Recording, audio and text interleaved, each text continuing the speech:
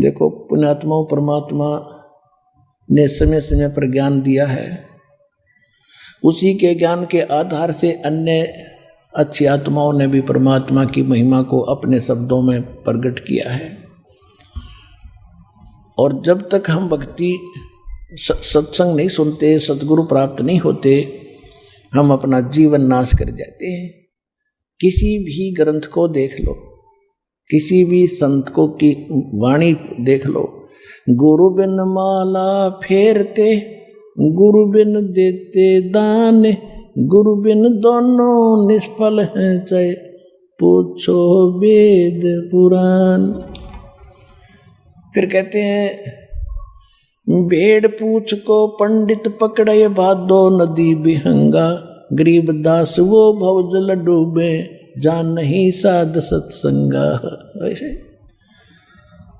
कबीर साहब कहते हैं, कबीर इस संसार को समझाऊं के बारे, ये पूछ पकड़ के भेड़ की उतरा चावे पारे। यानी इस सत साधना जो दास आपको दे रहा है, इसके अतिरिक्त और जो भी पूजा साधना श्रद्धालु कर रहे हैं, वो तो ऐसी है जैसे भादो के समय में वर्षा बहुत होती है। अब तो कुछ अभाव सा हो रहा है, भादो के समय में बहुत वर्षा होती थी, बहुत भादो महीने में। और छोटी मोटी दरियाएं भी, दरिया जो है वो फुल स्विंग पर चलती थी, फुल होकर चलती थी, ऐसे लहर पड़ती हुई चलती थी उसमें। और उस समय वहाँ कोई व्यक्ति दरिया पार करना चाहता है और उसको कोई गाइड करता है कि भेड़ है या खड़ी, इसका पूंछ पकड़ और दरिया में दोनों छलांग लगा जाओ, तुझे पार कर देगी। तो अन्य जो साधनाएं हैं, ऐसा मार्ग है, ऐसा साधन है भवसागर से पार होने के लिए।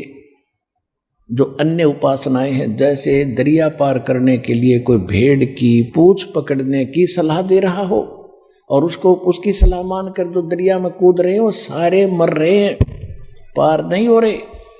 इसी प्रकार कह रहे हैं कि सतगुरु भेड़ पूंछ को पंडित पकड़े, ये भादो नदी बिहंगा, और गरीब दास वह भवजल डूबे, जहाँ नहीं साध सत्संगा। गरीबदास जी कहते हैं कि कोट ग्रंथ का यही अर्थ है, करो साध सत्संग रे। करोड़ ग्रंथों का एक निष्कर्ष है, तुम संत की संग करो।